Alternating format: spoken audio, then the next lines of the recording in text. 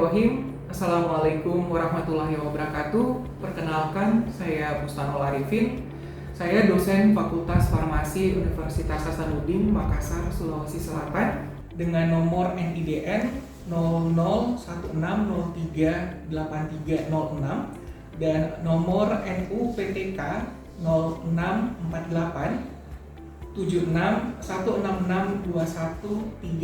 064876162130230232. Izinkan saya pada kesempatan kali ini untuk memaparkan pernyataan diri dosen dalam unjuk kerja Tridharma Perguruan Tinggi atau biasa disingkat dengan PDD UKT PT bidang pengajaran sebagai salah satu syarat untuk sertifikasi dosen tahun 2024. Saat ini saya sebagai dosen farmasi sosial di Fakultas Farmasi Universitas Hasanuddin Makassar dengan rumpun ilmu terapan, pohon ilmu kesehatan, ilmu farmasi, dan cabang ilmu farmasi klinis dan komunitas. Saya seorang apoteker yang menyelesaikan S2 pada tahun 2012 dan 2013. Pada tahun 2012 saya menamatkan S2 di Ilmu Kedokteran Dasar dan Biomedis Fakultas Kedokteran Universitas Gadjah Mada Yogyakarta, peminatan farmakologi, dan pada tahun 2013 saya telah menamatkan juga S2 Manajemen Rumah Sakit, Ilmu Kesehatan Masyarakat, Fakultas Kedokteran Universitas Gadjah Mada di Yogyakarta.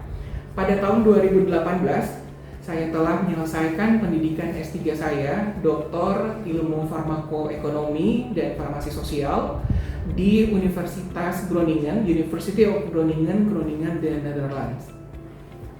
Sebagai dosen farmasi sosial, saya mengampu beberapa mata kuliah di jenjang S1, apoteker, S2, dan S3. Pada jenjang S1, saya mengampu mata kuliah farmasi sosial dan farmakoekonomi. Pada jenjang apoteker, saya mengampu 4 mata kuliah, yaitu farmasi rumah sakit, pelayanan kefarmasian, komunikasi dan konseling, dan membimbing mahasiswa program profesi apoteker yang berpraktek di rumah sakit. Untuk jenjang S2, saya mengampu 3 mata kuliah, yaitu mata kuliah farmasi klinik dan komunitas, critical appraisal, dan metode penelitian dan statistik. Sedangkan untuk jenjang S3, saya mengampu 2 mata kuliah, yaitu farmakoepidemiologi dan systematic review. Sebagai dosen, saya telah mengabdikan diri saya di Tridharma dosen, yaitu pengabdian masyarakat, penelitian, dan pengajaran. Pada pengajaran, hingga saat ini saya membawakan mata kuliah metode penelitian dan statistik pada jenjang S2. Untuk metode penelitian dan statistik ini, 1 SKS dan bersifat wajib dan harus dilulusi oleh semua mahasiswa S2. Terdapat 16 kali pertemuan dalam mata kuliah ini, di mana 2 diantaranya adalah ujian tengah semester dan ujian akhir atau final mahasiswa. Indikator penilaian dalam mata kuliah ini mencakup kehadiran 5%, kuis 5%, keaktifan 15%, tugas 15%, dan ujian tengah semester sebanyak 30%, begitu juga dengan ujian akhir semester 30%. Beberapa topik yang dibahas dalam mata kuliah ini antara lain hipotesis dan statistik signifikan, sampling dan perhitungan minimal sampel size dalam penelitian farmasi sosial, penelitian eksperimental dan observasional, bagaimana visualisasi, bagaimana mahasiswa dapat menampilkan data-data hasil penelitian mereka menjadi satu bentuk visual yang menarik, statistik deskriptif, teknik statistik misalnya Mann-Whitney, UGT, Wilcoxon, serta survival analysis. Dalam mata kuliah ini, kami juga menyampaikan sekilas tentang systematic review dan literatur review. Kali ini saya akan membawakan mata kuliah statistik dan metode penelitian. Fokus bahasan kami adalah penelitian kualitatif. Pada kesempatan kali ini saya akan coba menyampaikan penelitian kualitatif melalui pendekatan 5W1H. Kita akan mulai dengan what atau apa. Apa yang dimaksud dengan penelitian kualitatif, yaitu suatu jenis penelitian yang memahami fenomena sosial dan budaya dari perspektif, bisa jadi dari pengalaman atau perspektif dari pasien atau partisipan yang kita libatkan dalam penelitian ini. Selanjutnya kita lihat why, mengapa penelitian ini dilakukan. Penelitian ini dilakukan karena ada beberapa hal yang tidak bisa kita hitung. Tidak semua penelitian itu dapat kita sajikan dalam bentuk angka. Tetapi ada beberapa jenis penelitian yang justru penyajiannya akan lebih kuat jika disampaikan dalam bentuk naratif atau deskriptif. Selanjutnya, when atau kapan penelitian kualitatif ini dilakukan. Penelitian kualitatif dilakukan bisa kapan saja, tergantung dari ketersediaan sumber daya. Hanya saja yang paling penting untuk penelitian S2, karena saya membawakan juga bidang ilmu farmasi sosial, mereka harus mempertimbangkan kapan, termasuk dengan izin dan kesediaan partisipan. Partisipan yang bersedia untuk diwawancara, tentunya kita harus menyesuaikan dengan jadwal partisipan. Bukan cuma jadwal, tetapi tempatnya. Partisipan lebih nyaman mereka diwawancara di rumah, di fasilitas kesehatan, ataupun dia di tempat-tempat yang tidak, misalnya di mall atau di kafe. Semuanya tergantung dari kenyamanan partisipan.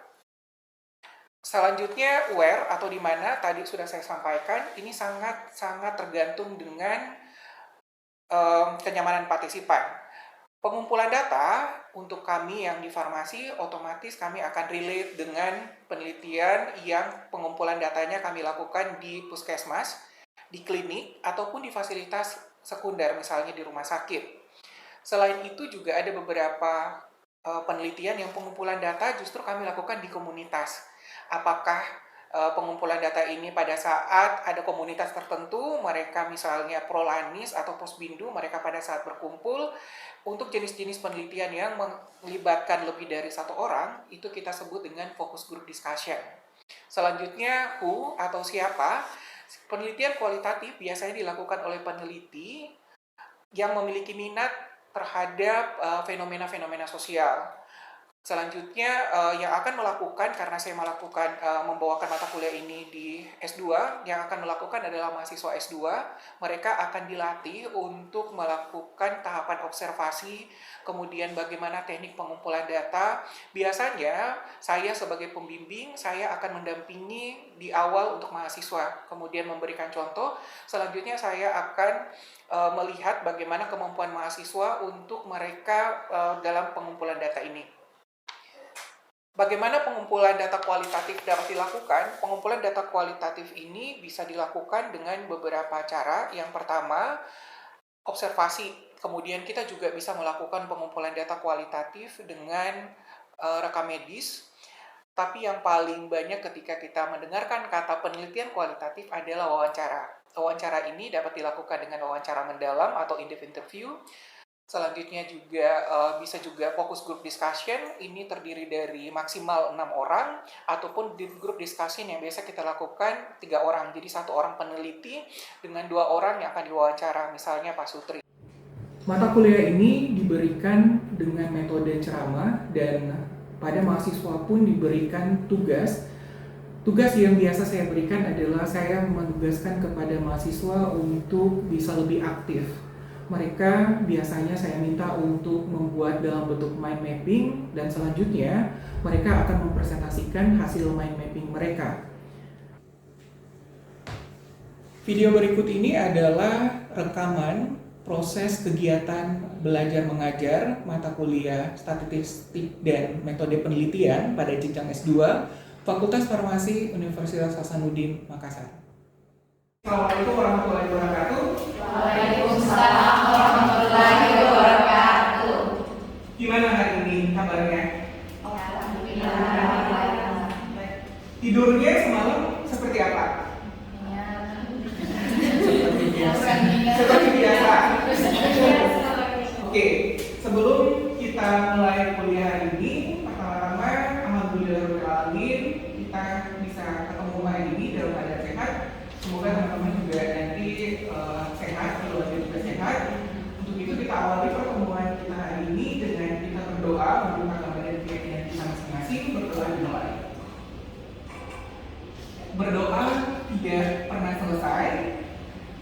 Ya kan kita selalu berdoa, jadi berdoa tidak pernah selesai. Oke, hari ini kita mata kuliah apa? Ada yang tahu? Asri, kita kuliah apa hari ini?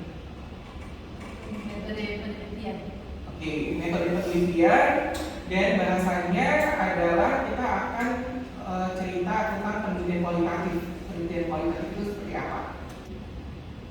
Sekarang sebelum mulai, saya minta teman-teman untuk mengisi survei Mentimeter. Di Mentimeter ini silakan dibuka handphonenya Mentimeter.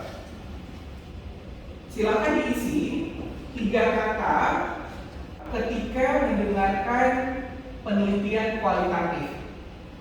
Kodenya 7582 6085. Oke, ini ada beberapa kata yang disampaikan oleh mahasiswa. Yang pertama, wawancara, kemudian ada mengetahui, data, kualitas, kualitatif, mendengarkan, penjelasan, menyatakan, jumlah, kemudian satu kata untuk penelitian. Padahal kan sebenarnya satu kata untuk penelitian ini adalah soalnya. Nah, dari sini tergambar bahwa komunikasi itu penting dilakukan 2 arah. Dan kadang-kadang memang kita harus punya empati bahwa tidak hanya dari kita, tapi kita harus mendengarkan. Sama dengan penelitian kualitatif. Penelitian kualitatif yang akan jadi instrumen itu adalah penelitinya. Peneliti yang akan jadi instrumen. Jadi kemampuan kita mendengarkan dan tidak menginterupsi. Tidak menginterupsi, karena kalau menginterupsi nanti bisa jadi itu bisa mempengaruhi jawaban partisipan. Nah, dalam penelitian kualitatif biasanya ada penggunaan kata informan atau penggunaan kata partisipan. Itu sama saja, informan atau partisipan. Oke, sebelum mulai ada yang mau bertanya tentang penelitian kualitatif? Oke, kalau tidak ada kita coba saya akan mempresentasikan hasil penelitian kualitatif saya yang saya sudah lakukan. Jadi artikel ini berjudul Diabetes is a Gift from God. Wawancara yang kami lakukan pada pasien diabetes mellitus tipe 2 rawat jalan di Surabaya. Nah, kenapa penelitian ini penting? Karena kita lihat diabetes mellitus secara global pada tahun 2015 ini IDF, International Diabetes Federation, IDF tahun 2015 di Indonesia kita lagi ke-7. Tapi pada saat tahun 2021 sekitar 6 tahun dari 7 kita sudah ke 5. Oke, penelitian saya ini saya lakukan di Surabaya karena pada saat itu akses data ke Surabaya lebih mudah. Jadi untuk penelitian farmasi sosial seperti kita, akses data itu kuncinya sangat penting, karena kalau kita nggak punya akses data kita nggak bisa mengambil data. Biasanya kalau misalnya itulah yang membedakan penelitian farmasi sosial sama penelitian yang ada di lab. Kalau di lab sangat tergantung dengan reagen, kemudian suasana lab, dan beberapa hal lain yang mungkin secara alami bisa kita kontrol. Tapi untuk penelitian farmasi sosial itu agak susah untuk dikontrol. Kita buat janji dengan partisipan, belum lagi perizinannya dan sebagainya. Oke, jadi penelitian ini kami lakukan di Surabaya. Alasan lain kenapa di Surabaya, karena prevalensi mereka yang hidup dengan DM juga di Surabaya, di Jawa Timur salah satu yang tinggi di Indonesia. Untuk penelitian kualitatif ada yang namanya korek. Korek ini adalah panduan semacam checklist penelitian kualitatif. Jadi sebelum kita turun untuk penelitian kualitatif, bagusnya kita baca dulu tentang korek ini seperti apa. Jadi kita tidak lupa. Ini semacam list. Misalnya kita mau perjalanan, kita buat listnya. Nanti hari ini kita pakai baju apa, besok kita kemana, semacam itinerary. Oke? Nah, interview guidelines ini juga penting. Jadi pada saat kita akan sebelum turun ke pengumpulan data, ketemu partisipan, biasanya kita harus susun dulu panduan wawancara. Interview guidelines itu kayak apa? Nah, interview guidelines ini setelah kita diskusikan dengan misalnya mahasiswa nanti akan diskusi sama pembimbing apakah item-item yang ada di interview ini sudah sesuai atau belum. Nanti didiskusikan setelah oke, dicoba dulu. Misalnya kita partisipannya yang kita targetkan ada 15, kita coba ke partisipan 1 atau 2 partisipan dulu. Setelah itu biasanya di dalam interview ini itu akan ada probing. Probing itu semacam pertanyaan tambahan. Misalnya kita pertanyaannya adalah kita akan mengeksplorasi pengalaman ibu pada saat dia jadi pengawas minum obat anaknya yang mengalami TB. Anak-anak yang mengalami TB itu harus berobat berapa lama? TBC itu pengobatannya berapa lama? 6 bulan. 6 bulan karena masih anak-anak, otomatis yang akan mengawasi obatnya siapa? Orang tua.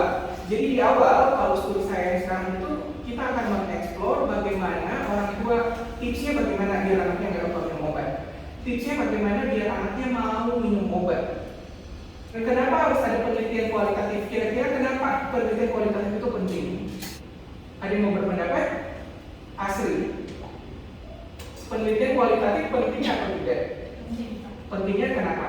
Karena berdasarkan penelitian kualitatif kita bisa mengetahui perasaan daripada pasien. Oke, good. Ada yang mau berpendapat? Bu Bia, penelitian kualitatif menurut Bu Bia pentingnya apa? Makasih Asri. Kalau penelitian kualitatif bila dibandingkan dengan kuantitatif, kalau kuantitatif itu kan maksudnya ada angkanya, terus alasannya supaya dapat angka yang di kuantitatif itu yang harus dibuat untuk mengetahui alasannya itu. Oke, ya, terima kasih. Makasih Bu Bia. Jadi memang kenapa penelitian kualitatif dan penelitian kuantitatif ini penting? Jadi dua-duanya penting. Karena dua-duanya saling melengkapi. Karena ada hal-hal di dunia ini yang tidak bisa dihitung. Kalau misalnya yang tanya perasaannya sedihnya ini dia bilang dia sedih, sama orang yang satu bilang sedih juga, apakah sama sedihnya? Itu ada hal-hal yang nggak bisa dihitung. Ada hal-hal yang dia cuma bisa dijelaskan dengan deskriptif. Itulah yang membedakan penelitian kuantitatif dan kualitatif. Secara singkat supaya diingat, penelitian kuantitatif kesimpulannya selalu angka, terus nanti ada signifikansi dan sebagainya. Tapi kalau kualitatif, kesimpulannya gimana? Dalam bentuk apa? Deskriptif, dalam bentuk kalimat, dalam bentuk naratif. Itu kalau penelitian kualitatif. Ini adalah desain penelitian kualitatif. Kualitatif ini ada beberapa desainnya. Ada yang disebut dengan fenomenologi, ada yang etnografi, ada beberapa desain lainnya. Yang hari ini yang saya akan jelaskan adalah tentang fenomenologi yang relate sama penelitian saya. Fenomenologi itu untuk cara ingatnya adalah pengalaman sehari-hari, fenomena sehari-hari. Kalau ini yang kita cerita adalah diabetes distress. Pasien di Surabaya itu mereka seperti apa pengalamannya? Pengalaman mereka manage diabetes distressnya seperti apa? Kalau etnologi itu etnografi. Etnografi ini kata kuncinya etnis. Etnis ini seperti apa? Suku. Jadi biasanya kita lihat kebiasaan suku tertentu.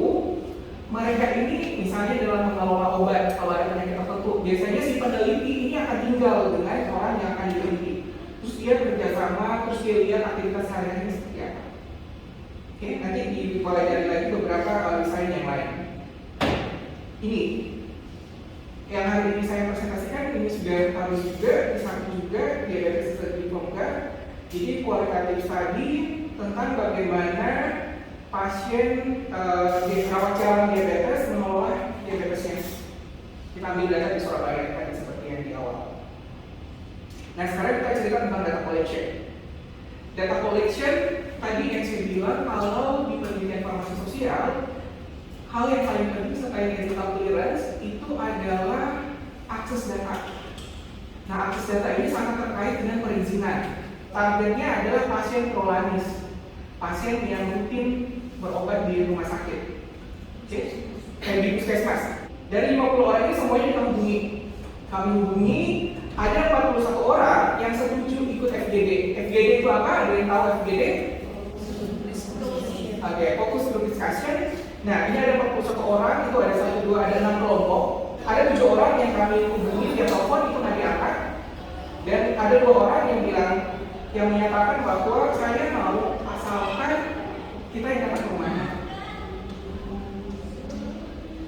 Setelah wawancara ini kan kita buat janji dengan partisipan, kemudian kita wawancara. Pada saat wawancara, apa yang terjadi di situ? Gimana kita bisa ingat hasil wawancaranya? Direkam. Oke. Hasil wawancara itu kan dalam bentuk rekaman. Setelah itu kita akan ubah rekaman ini dalam bentuk tulisan. Dari audio kita akan ubah dalam bentuk teks, dalam bentuk word. Itu nanti hasil wordnya ini itu namanya transkrip. Transkrip hasil wawancara. Oke, si transkrip ini itu yang kita analisis.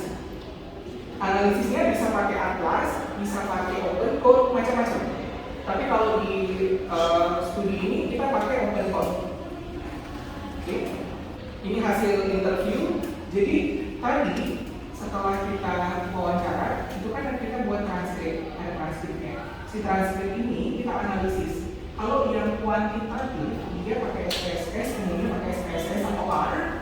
Tapi kalau yang kualitatif pakainya masih ingat tadi apa softwarenya? Open code atau atlas. Atau ada beberapa, ada juga bisa kalau masalah. Jadi setelah kita analisis datanya, itu nanti kita buat coding. Kita buat coding. Nanti di pertemuan berikutnya kita akan cerita tentang bagaimana cara coding ya, cara analisis. Ini kita bagi menjadi, kita akhirnya dapat 2 subtema. Ini subtema utama. Jadi kita bagi menjadi ada yang diabetes distress untuk kategorinya, ada yang coping. Cara mereka untuk coping. Coping itu adalah cara mereka beradaptasi dengan diabetes distress. Pasien kita itu gimana cara mereka beradaptasi? Coping ini, diabetes distress itu ada yang dari internal, ada yang dari eksternal, terus copingnya juga ada yang dari internal, ada yang dari eksternal. Nanti kita lihat masing-masing contohnya. Ini diabetes distress yang dari internalnya. Internalnya ini dia takut, kemudian dia karena tidak punya pengalaman yang cukup untuk diabetes, akhirnya dia mempengaruhi stresnya, dia ketakutan. Kemudian kalau yang eksternal, ini contoh kuotasi. Jadi kalau penelitian kualitatif itu hasilnya kuotasi.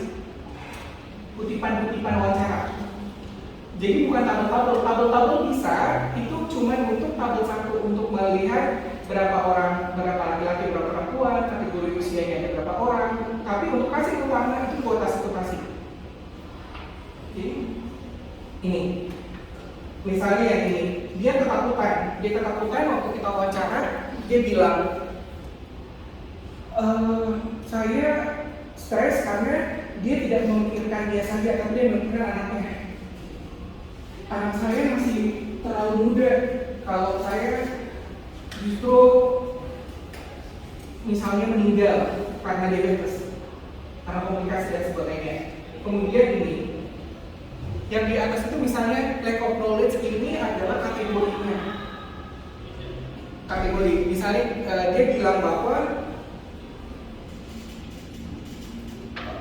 saya masih tetap termotivasi untuk minum obat karena itu pengobatan seumur hidup. Tapi di satu sisi saya juga takut kalau terlalu patuh minum obat nanti berpengaruhnya di ginjal. Nah kemudian ini yang eksternal. Kalau tadi internalnya misalnya dia bilang lack of knowledge, emotional burden, dia ketakutan dengan penyakitnya. Sekarang kalau yang eksternal, dia penyebab diabetes distress yang eksternal. Dia ini biasanya dia bilang gini, saya kalau ke undangan, saya nggak mau sama anak-anak saya. Biasanya orang tua dia bilang itu, kenapa? Karena anak-anak saya selalu lihat saya ambil makanan apa. Dia bilang, jadi saya tertekan. Saya mengambil ini, dia bilang, saya biasanya jauh-jauh dari anak. Jadi apa yang bisa diambil dari kuliah kita hari ini? Penelitian kualitatif dan penelitian kuantitatif saling melengkapi antara satu dengan yang lain.